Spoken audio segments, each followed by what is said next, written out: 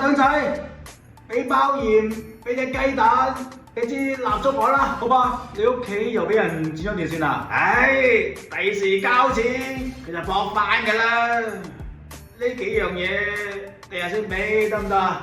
得啦，睇下先啦。叔叔，我阿爺叫我過嚟辦呢啲。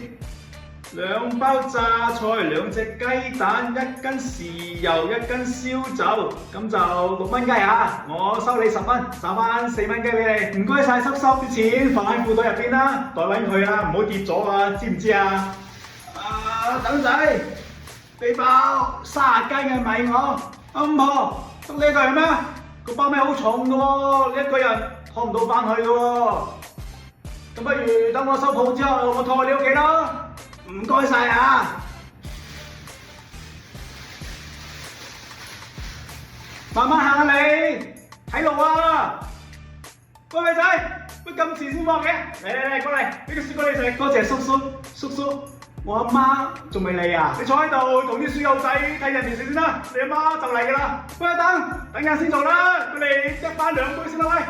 好，你飲住先，我等陣就嚟。